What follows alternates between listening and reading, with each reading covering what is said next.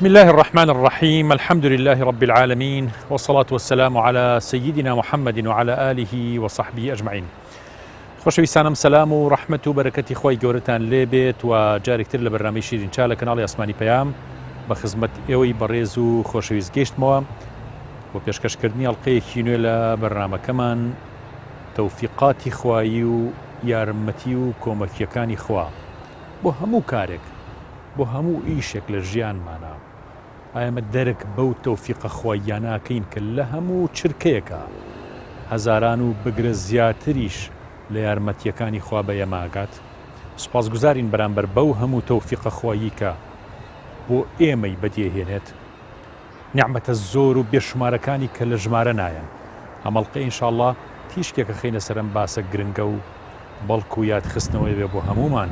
تا لە تەوفیقی خوایی و لە یارمەتی و کۆمەکی خوایی تێبگەین کە لە هەموو چرکە ساتێکە کۆمەکیەکان پەیتا پەیتا وەک بارانی بەهار دابارێ بەسەر زەوی و مرۆڤ و گیانداران و هەموو شتێکە. فەرموون هەڵقەیەم جارەمان.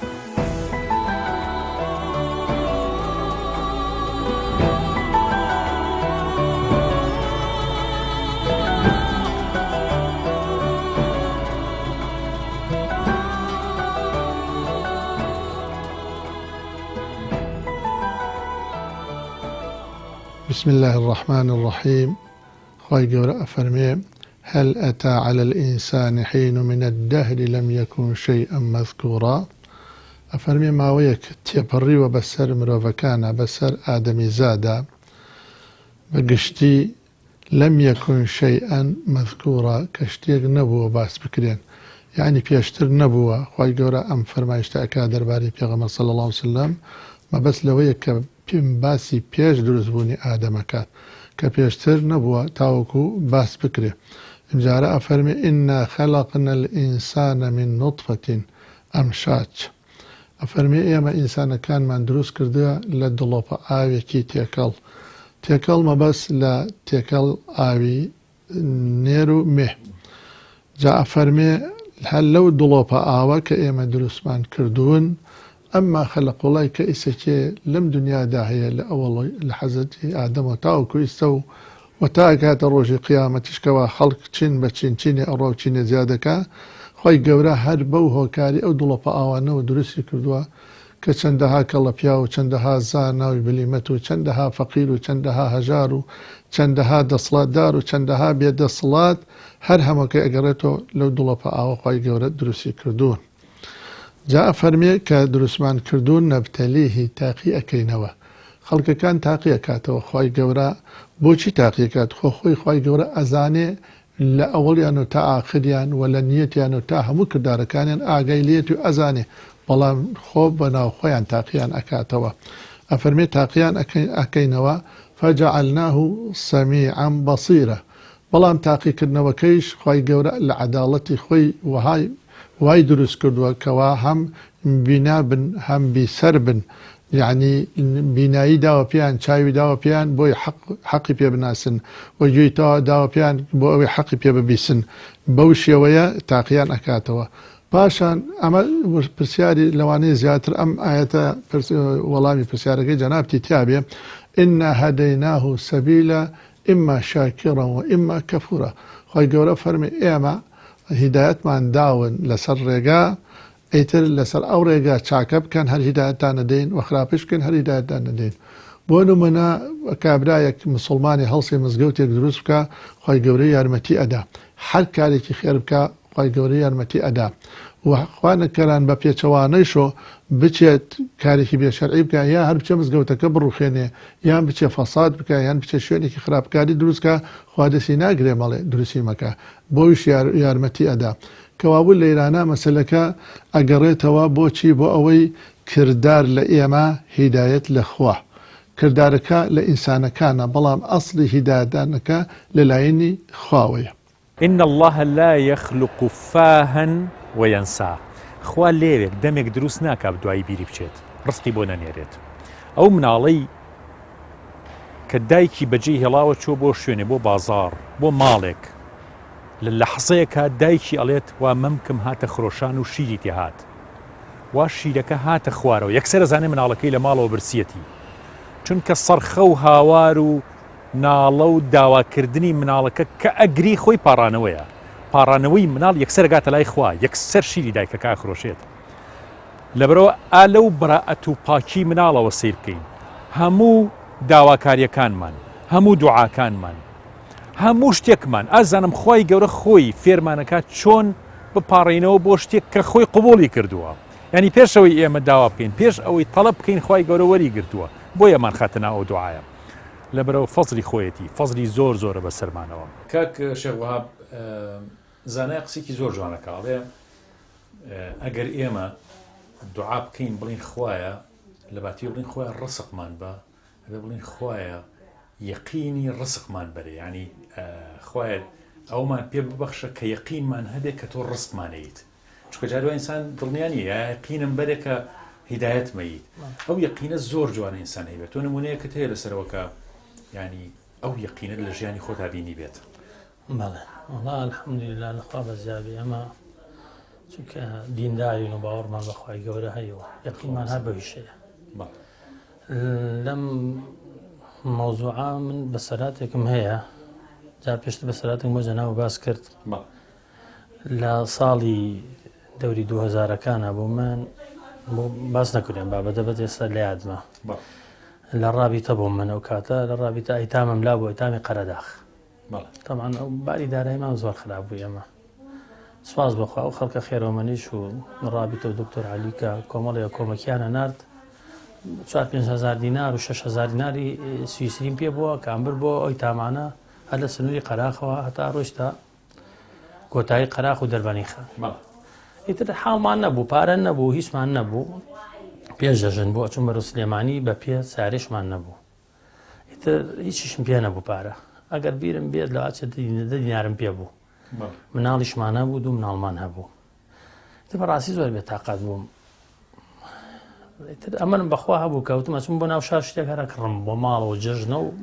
شتێکمان دەسەکرێ زۆر بە یەقینەوە ڕۆشتم لە نێوە ڕێگا گەشت من نزیکی تیمار بەرەو تیمارە ڕۆشتم سارێک هۆرینێکی بۆ لێیام و وەستا لەو بەرەوە و بانگێکی کردم تی شێخ وا وەرە منیش سەلام یەکم فەرمووتی وەڵا کاکەیان ئەمانەتیان بۆ تۆ ناردووە نامەیەکە نامەکە خوایە چی بێ منیش نامەکەم کردەوە ئێستا بۆ ڕابطە ئیسلامی کورد بە بۆنەی هاتنی جەژنەوە ئەم دیارەمان پێشکەش بۆ کەسانە کردو کە مامۆستا و لە ڕابطە ئیشان هەیە کە کردمەوە تقریبا 100 دیناری عێراقی ئیتر هەر لەو شوێنە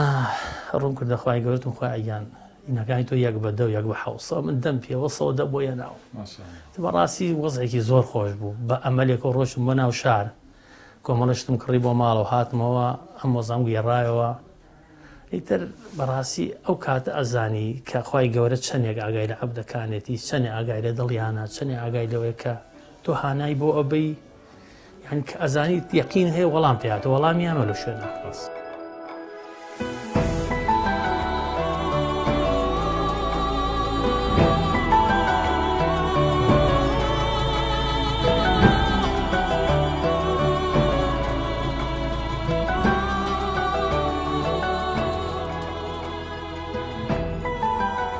ئەگەر تەوفیقی خوایی نەبوایە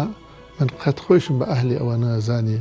بچمە ژێربارێکی وا و دەست دەمە قەڵەم و بچمە خزمەتی قورئان بۆ تەفسیرکردنی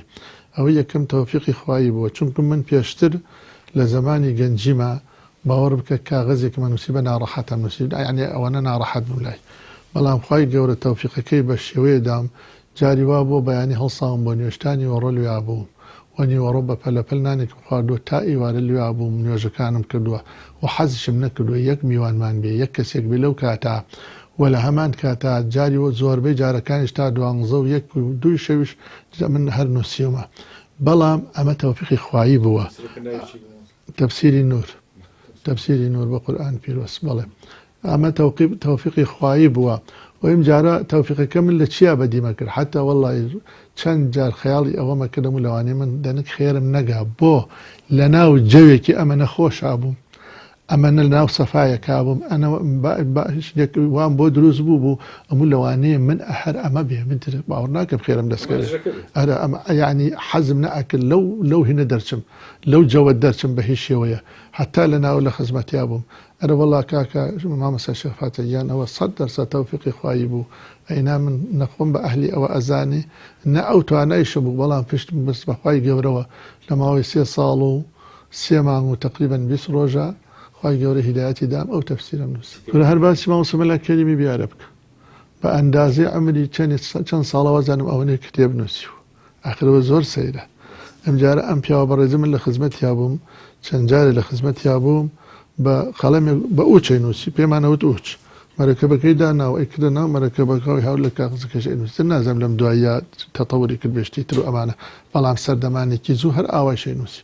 ئەمە هەر تەوفیقی خواییە مامۆستا شێخ فاتحیان ئەینا ئەم هەموو کتێبە ئەم هەموو تەئلیفاتە ئەم هەموو کە نووسراوە 100% هەمی تەوفیقی خوایی لەگەڵانە بێ کەس ناتوانێت ئەوەیە کا فەرمێ مەسەلەن خوای گەورە ئەفەرمێ ئینا هەدەیناه سەبیلە ئیما شاکر و ئیما کەفورە لەسەر چاکەکە یارمەتی داون مەسەلەن ئەوەی کابرا کەڵساوە بە چاکە بە نووسینێکی باش یان بە ئامۆژگاری یان بە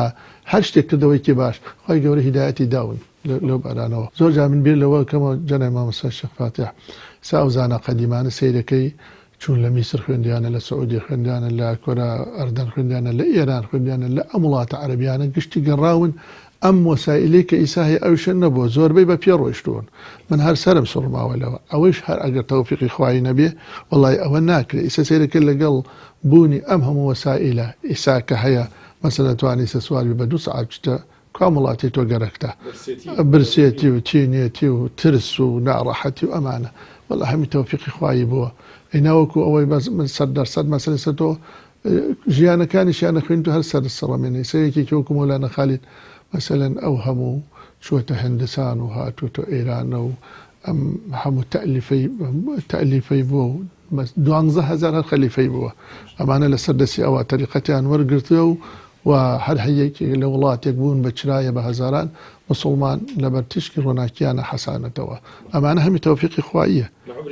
لە عمرێکی زۆر زۆر کەمیشە بەڵێ یان ئیمامی نەوەوی ئیترەوەی کە جەناب خۆت ئاگداری ئەوانە چۆن بووە بەڵێ خوای گەورە فەرمێ لەیسە عەلەیکە هوداهم ولەکن الله یهدی من یەشاء بە پێغەمبەرە پێ صلی الله علیه وسلم تۆ ناتوانانی هیدایەت بدەیت بەڵام هیدایەتەکان هەمی بەدەستی خوایە یان سەیرەکەی پێغەمبەر صلی الله علیه وسلم لە کاتێکە ئەبوو تاالب باوکی ئیمامی عەلی ئەو هەموو خزمەتەی پێغەمبەری کە صلی الله عليه وسلم پێغەمبەر صلی الله علیه وسلم تابعا زۆر پێی ناخۆش بوو بەو بێباوەڕیە بڕوا زۆر هەوڵیدا لەگەڵیا کە ئیمان بێنێ سەرێکی خوای گەورە لە عەرشی عەلاوە دەربارەی ئەو پیاوە بەڕێزە کەوا خزمەتی پێغەمبەری زۆر کرد ئەفەرمی ئینەکە لا تەهدی من ئەحبەبت ولەکن الله یهدی من یەشاء تۆ ناتوانانی یارمەتی کەسێ بدەیت کە خۆش دەوێت بەڵکو یارمەتیەکان بەدەستی خوایە کەوابوو یارمەتیەکان لە ئەساسە هەر هەمووکەی بەدەستی خوایە مرۆڤ هیچ دەسڵات و توانایەکی نییە بەڵام خۆی بە علمی خوای شاتیە پەڕیوە ئەوەی کە هیدایەتێدا خوای گەورە کە خەڵقەکانی خەڵق کردووە لە عالمی ئەرواحە ئەزانێ ئەم ڕۆحە لە تەمەنی ژیانێک کە بۆی دیاری کردوێت چ کارەیە چیەکە چی ناکا بۆی ئەو قەرارانەی لەسەرداوە باپیرێکم هەبوو ناوی حاج مەلا حوسێن بوو ئەم مەلا حوسێنە ئەگە بڵێ لە ساڵێکە 6 مانگی هەر بە ڕۆژوو بووە ڕۆژە بۆ نمونە دایکم پرزاری لێیەکە ئەڵە مامە گیان لە کراسەکەی فڵان کەس کراسێکم بۆ بکڕە ئەو کاتێک خەڵک فەقیر بوو ڕۆڵەجات خۆ قسە بمنەوە جاوم فڵاکەسم دیوە تا ئەوێرم تماشایکەم تا کراسەکەی بزانم چۆنە ئەمە حاڵی بوو شەوان پارشەوی کەما کەرەی گوت ئەخسان چێ بەسەمن بەخوا چ لە هاوین بوو بە ڕۆژوو بوو چ لە هاوین بە ڕۆژوو وەکو حەزەتی داود عەلەیهی سەلات وەسەلام کە ئەفەرمێ پێغەمبەر صلی الله علیه و سەلەم ڕۆژی ئەو ڕۆژی چاک بوو ڕۆژە نە ڕۆژە بە ڕۆژوو بوو ئەتوانم باپیری منیش هەروە بوو بێ جا پیامان هەبوو ڕێی دەرنەیە کە بڕوا 10 ساڵ ئەمری بوو وەڵڵاهی شەوی ئەما هات بۆ مزگەوتەکە پشتێنی بەفری لە عەد ئەباری ئەڕۆی بۆ ئەو مزگەوتە نوێژی ئەکرد هەتا مەلا هات بانی ناوانەوە ئەمجا پیاوی ئەوە هەر کەوتوو بووە سالیحە بووە ئێستا سەیرەکەی ئەچی بۆ مزگەوت نوێژی بە پەلەپەل ناڵن کاتی بێچین وەڵای کاکە بانگ بڵێ ئەخمە تۆ بۆ تاعات هاتووی وەڵڵای پەروەردگار ئەفەرمێ مەلایکەتەکان چۆ سەلام کەن لەو عەبدانەی من كأرون بو بهاش بلا سلام تانا أو عمليك كدو تانا برون لا أو كريكتانا شو عمل تان بو كدو جا بيوشا عملين به بدل بلا مسلمان أبي وبخوان نابي أبي جا هداية بلام تو لسر أوا برو بلا خوايا بوتويا لدلو بوتويا بكدو بوتويا همو جان بوتويا توفيق تاعك عشان لا توفيق ده بلا هلا بلا يبري بيتانا والله إلا الرامل ده شكلين خب بسيبه بياكل هر توفيق أداء بلام هني هاجي خد دلي خد شيء عليه وقد اللي كذاك أود ما هدينا ونزديني كاكا جيان بلام پروردگار رازينية بيشي خراب هر توفيق آد بلام سبن جزاك شوية جهنم بلام توفيق دا بوري شاك أي جزاك شيء في الدوسة بلام بجوله شاو بو شاك بكار بين زمان بو شاك بكار بين دز بو شاك أمجا خواهي قولا فرمي إيمان دار كيه كناجاتان أبي إيمان دار كان كين قد أبلح المؤمنون أو أن جاتن كإيمان دار وإيمان دار كيه هربا كردي كي بيلين أو أن كاتين وجه كان دلنا راسني بلو خوا دلنا كنت جولانوا أو أن كاتي قصك ناقص هل تو بالنا كان جوانا غيبة وقتان بكار نانن أو الصفات تيانا صفات دلنا آمن باريزن صفاتي أنا صفات دارن باريزن أما أخوان قبل توفيق أبو أمشتانا إما صفات تيانا أو أما بو خوال درو بو خوا كردو يانا صفات تيانا أما نيجا كان يخمي أنه كان بدزمي باكوا كانت خوي بمزقود بالجماعة لوقت خويا ويقول فهم محافظين نيجا كان الكردوا أما أنا أوانا توانام هي بيان من بوباش دبلم صفاتنا يعني وتوفيقي من أبوان خو ملي بين جابر ناقرم وجاربو بيوشاك هبوا إشي كدوا خواجانا فرمي والله يبو من النكت أنا بو في بلن بيوشاك في بلن آفرم كدوا فلان كز الرجل كابراك نيوشا كان بدنا بلارو أنا أو نيوشا عوابي كل الله كاكا بيخبر وخبر رجوش كيكي أخي واش معنى بلا أبي نابي بلا عليك توفيقي إخوات شونا خواهي قبل آدم يدوز كده خول هدايات يا أفرتك اللي يدوز كده براسوي خوي أما من يرمي يدوز كده أفرمي وما خلق الجن والإنسان إلا ليعبدون جنوكم بشر بوشي خلق بو عبادة ما أريد رزق لا يطعمون والله رزق روزم لك السنة أي خواجان شيبكين إن الله هو الرزاق ذو القوة المتين من رزق روزي تاني تواناش تاني أم توانام بوشيتي خواجان بقرر من ببارستو داوالا من بكا با توفيق وهداية البم قبو من النكر جانم دكويا هو جاب بربه لكي بربه لعاسية كان هو من بارزي إن الله وقاهم من حب المال نقاهم وبوجه الجمال لقاهم وكان هذا استعدادا عندما يلقاهم خوا خوي أتباريزت خوا خوي خوشويستي مالي حرام لدل الدركات أصلا أو مالو ساماني كخلقي خوي بويا بكشت لايتو بأرزش يكات خوي أمد بوكات خوي توفيق بونيريت خوي كومكي تكاتاوكو أم توفيق خوايا بقاتتو چەند جوانە ئیسیعداد و ئامادەییمان هەبێ بۆم تەوفیقە خواییە چەند گەورە ئەبین کاتێ لە تەوفیقاتی خوایی تێگەین و چەند خۆشەویستە بین وەختێک تەوفیقاتی خوایی قبوڵەکەین و شکر و سجدەی شکر بۆ ئەو تەوفیقە زۆرەی کە ڕۆژانە پەیتا بێمەیەگەێنێت سجدەی شکری بۆ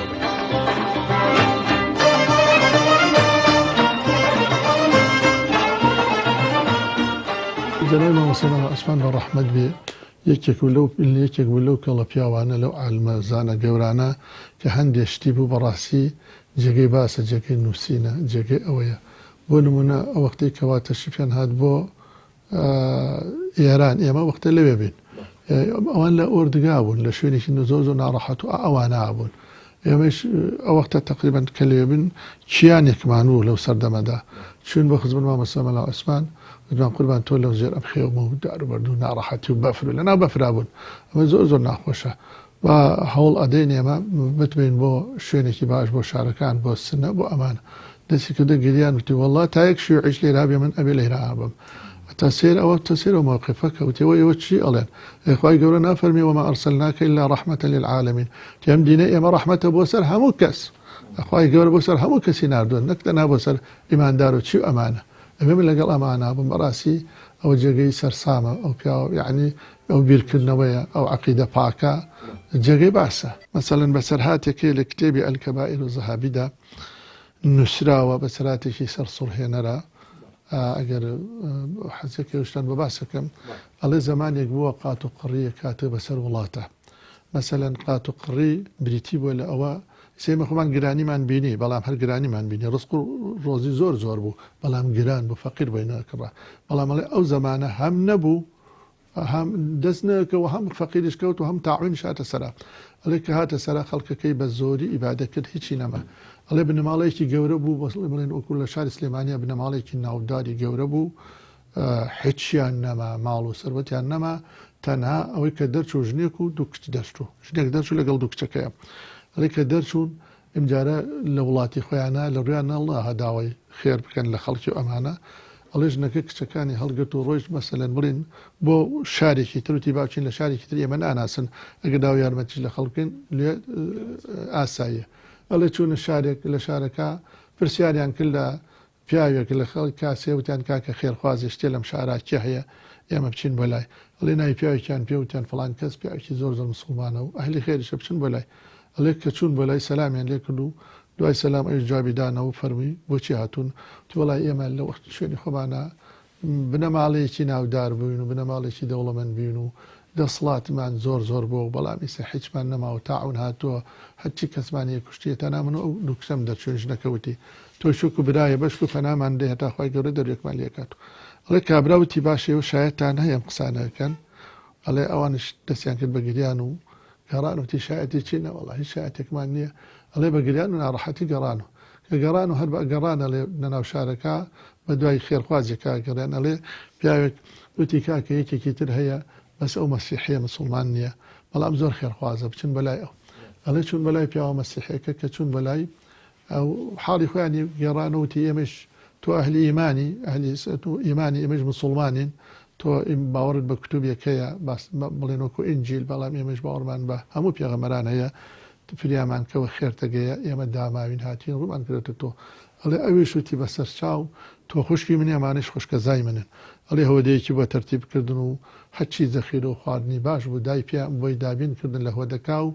امجارة عليه أو شو إصلاحاتيان كردو كابرا شو خو وكابراي هني شو خو كابراي أويك دري كردن بابلين عليه شو خو لخوا لخدمت بيغمرة لنا وبهشتا قصدي زور جوان هي لنا وبهشتا على عرض بيغمرة كابرا وتيا بيغمرة صلى الله عليه وسلم قصدي شيء بيغمرة صلى الله عليه وسلم فرمي كسي كإيماني به عليه كابرا وتتخو من إيمانهم هي أمتي تومو تباشتو شايت تي إيماني تيا عليه كوتي شايت إيماني عليه راتش الله كاولا خو كراب فرتي وتاو من وزعكم خراب على أم بياو مسيحي كيش بهمانشي أو خويبيني لخويا لبهشتا ولا خدمت بيغمرة صلى الله عليه وسلم أو خسري بيني زور خوش وجوعا ودل رفين بو تي أي بيغمرة خو أم خسري شيء أيش فرمي هي كسيك كإيماني ببيه فرمي دباشا قو من أوائلهم أشهد أن لا إله إلا الله وأشهد أنك رسول الله لخوا كابا ورهود بيغمرة صلى الله عليه وسلم خواهی گەورەیش پیامبر فرمی ئەو قەسە خواهی گەورە بۆ تۆی دایناوە بەهۆی ئەو خێرەوە کەوا کرد دەربارەی ئەو ئافرەتە و ئەو کچانە جا ئەڵێ بەیانی کە خەبەریان بۆ کابرای مسلمانەکە با بڵێن بە حاڵەدەوان بە دوای ژنەکان ئاگەڕا چوو بۆ ماڵی مەسیحەکە وتی کاکە وتی حەچی سەرۆت و سامانم هەیە ئەدەمێ بەس تۆ ئەو خێرەم بدەرێکە بۆنی ئەم منانەوە تووشت بۆ بنی ئەم کچە و ئەم کچانە و ئەم ژنەوە تووشت بۆ وتی ئەو خەوی تۆ بینی تۆ منش بینیمە من إسا كسيكي مسلمانم باورم هاورد بخواتي خواو ببيغمر صلى الله عليه وسلم جاء أما أمسر گذشتيت لم نوعنا الزورة كما مسا الشيخ فاتح أما أوما أنت أجينت درسي أوما أن دا أدا يما هول بدين لها چي خير وچاكي خمان بجدار كين چونكو إنسان نازاني ببوني چي خيرك وخواي قورة دري برحمة الله كاتو ولا همان كاتا خوا فانا من دا لها مخراب وقناه تاواني كيش هول بدين خمان ببارزين چونكو نازاني خلق ببوني چي قناهك خوا فانا من دا خوا عقاب يدا وغزبي ليكري 8 ساعات النبي صلى الله عليه وسلم علمنا بطاعة الله ورسوله وصلاة الوتر ركعتين وخاتمة الوتر وحده. إيه الله يريد من عندنا عبادة، نعم. طاعة الله ورسوله وآل بيته. نعم. إيه علمنا صلى الله عليه وسلم على الفحشاء والمنكر، نهانا عنه، نبتعد عن هذا. هاي شوف هسه أحد العلماء سألته قلت له شيخنا بالجوامع بغداد نعم. مصلين هواية وكلها صارت النساء هيك، قال عدم سيطرة الرجل على المرأة. إيه نعم. يقول بس احنا صراحة ليش هسه يعني كل الناس يعني كل المسلمين مو مثل ماضي، يعني مثل السلف الصالح يعني يقرؤون القرآن ويسوون عمل صالح. ليش هسه يعني الشيطان أكثر يعني غلب علينا الشيطان غلب علينا، يعني يظل يوسوس يقول كل امرأة ورجل شيطانهم ثالث شيطانهم، ثالث واحد شيطانهم. نعم. فالله سبحانه عز وجل نهانا أن نعتصم بالله ونعبده وطاعة الله والرسول صلى الله عليه وسلم. الحبيب المصطفى علمنا عن الفحشاء والمنكر، كل هذا نبتعد عنها. نعم. الله يريد من عندنا عبادة. إمامي نووي رضا ورحمتي خوي لبيت أو إمام قوري عالمي زور زور قورا، عالمي زور رباني، زور وارع، زور بتقوى، نووسرا و بەرهەمەکانی هەتا ئێستاش و ڕەنگە تا ڕۆژی قیامەتیش سوود بە ئیمانداران و مسلمانان بگەێنێت و ئەجر و پاداشتی گەورە بۆ ئیمامی نەوەوی و بۆ مەزهەبە گەورەکەی ئیمامی شافعی بنووسرێ ئینشاءالله. ئەم ئیمامە گەورە دەرزی بە فەقێکانی ئەوت دانیشتبوو لە دەرسەکەیە کە پێوتن لەو کاتەیە هەستی کردی یەکێک لە فەقێکانی خەوی باتەوە خەوی لێکەوت کە خەوی لێکەوت دەرکی ئەوەی کرد و خوا ئەوەی پیشان نا کە ئەم فەقەی لە خەوە ئێستا بە خزمەت پێغەمبەری خوا ئاگا صلی الله عليه وسلم، حەزرەتی ئەبوبەکر و حەزرەتی عومەر و فڵان و فیساری لە خزمەت پێغەمبەران صلی الله عليه وسلم، و ڕاستپاردەیەکی بەم فەقەیان نارد لە خەویە بۆ ئیمامی نەوەوی. ڕاستپاردەکە فڵان و فڵان و فڵان شت بوو و مەدحی ئیمامی نەوەوی تیا بوو، بۆ ئیمامی نەوەوی نەیتوانی دەرسەکەی تەواو بکە. وازی لە دەرسەکەی هێنا و یەکسەر هەڵسا بە دەم گریانەوە ڕۆشتە دەرەوە لە مزگەوتەکەی، چۆ سەر شەقامەکە و لە کۆڵانەکەیە بوو. ئەم قوتابیەشی خەبەری بوویەوە و هاتوو کە چوو خزمەتی ئیمامی نەوەوی لە کۆڵانەکەیە، یەکسەر ئیمامی نەوەوی دەستی گرت و پێی وت پێغەمبەری خوا صلی الله عليه وسلم ئێستا لە خەوا بینی، ئاوای فەرموو، ئەوەیشی دەربارەی من فەرموو، سوێن تێم بەخوا هەتاوەکو من نەمرم باسی نەکەیت.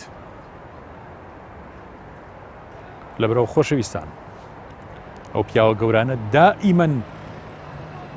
لە حوزوری حەزرەتی ڕەسوول الله بوون صلی الله عليه وسلم، هەمیشە خۆشەویست دوور نەبووە لێیان. کاتێمە لە نوێژەکانمان ناڵێن ئەسەلام عەلەیکە ئەیوهە النەبیو،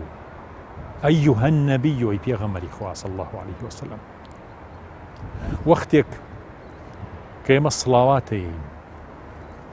جوابی سڵاواتەکانمانەیاتەوە، واتە جوابی هەموو یەکێک لە ئومەتەکەی ئەداتەوە پێغەمبەری خوا صلی الله عليه وسلم. وەختی پێغەمبەر صلی الله عليه وسلم ئەم حوزوڕەی بۆ هەموو شتێکی ئێمە هەبێت و هەمیشە ئێمە بتوانین بگەینە خزمەتی پێغەمبەری خوا صلی الله عليه وسلم بە تەنها یەک سڵاوات بێت کەسێ بە تەواوی لێ بڕابێت و بێتە عەبدێکی ڕاستەقینەی خوا هەڵی بژێرێ و مەقامی پێ ببەخشێ، چۆن قورب و نزیکی لە خوای گەورە و لە دۆستانی خوا و لە پێغەمبەری خوا زیاتر بۆ دروست نابێت لە کەسێکە هیچ ڕۆژێ سڵاواتی لە پێغەمبەر نایە صلی الله عليه وسلم، هیچ نزیکی و قوربێکی دەست نەکەوتووە. ڕەنگە نوێژێکی سادە بکات و زۆرترینی کاتەکانی بە شتێکەوە سەرقاڵ بێت و بە شتێکەوە خۆشەویست بێ بەلایەوە کە ئەو حەقە نەیە بە جوزئی قورئان بیخوێنێتەوە، ئەو حەقەی کە ئەیابەوەی کە 2 سەعات و 3 سەعات و 5 سەعات خەریکی سیرکردنی فەیسبوک و لایکردن و دڵخۆشکردنە بەوەی کە کەسێ لایکی بۆ بکە. لەبەرەوە ئەم دوانە زۆر جیاوازە،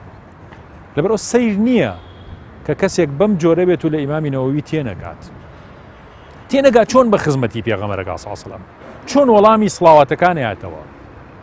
چۆن بە حوزور و بە خەویش بە خزمەتی پێغەمبەرەکە صلی الله عليه وسلم لەبەرەوە قەت فەنگ بە تاریکیەوە نەنێ هەر کەسێ ئالی هەر مەقامێک نەبوو قسەی تیانەکات نەگەیشتین بە شتێک شاهیدی درۆی لەسەر نەدەین خۆمان پارێزین لەوەی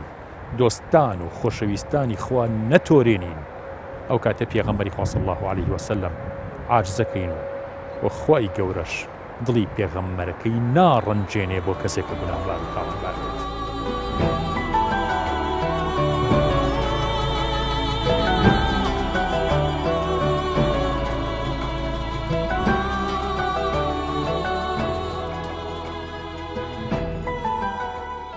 تقريبا دوسە مانگ لەمەوە پێش من هەم عادەتەن بەیانیان کە نوێژی بەیانیەکەم زۆر جار ئەخەومەوە یا جاری وایە تۆزە درەنگتر هەڵاسم کە هەڵاسم بێتەرەچم لە زوێژێگر الحەمدوللا نوێژی چێشتەنگا و بە پێی توانایتر خەریکێوا بنوێژەکەم چوومە مەقسەلی دەرەوە لە دەرەوە دەستنوێژمە گرت دەستم ئاوالێ کرد لە خۆمە هەستمە کرد وەزعێکم هەیە بەسەر گیانمە ئیتر هەنێ سبحان الله واستغفر الله ولا حول ولا قوتم کرد و دەستم کرد بە مەقسەلەکەوە دەستم بشۆم ئیتر هەستم کرد ئەم لایەم خەریکە وردەوەدا ئەم لایەنم سڕە بێ بەشێکی گیانم ئیتر وتم وەڵایی وەزعم باش نییە بەس هەر دەستگوێژمە کرد دەستگوێژەکەم کرد و هەتا ئەونا دەموچاوم شۆرد و هەردوو قۆڵم شۆرد و ئیتر هەستم کرد و شتێک لە جسمم دەرەچێت ولا يقيني خوش مع أمزاني أما فراقه ويعني هستكم روح يعني لو لحظة هستك الروح حست مكر كأمرم أمزاني كأما كاتي مردن ما سبحان الله يتر لما يبري أملا ومدخله كمان تقريبا أنا شوار بيش بتي الدورة وتم خوزقا قاش من مدخلك ونهلا كان مبيني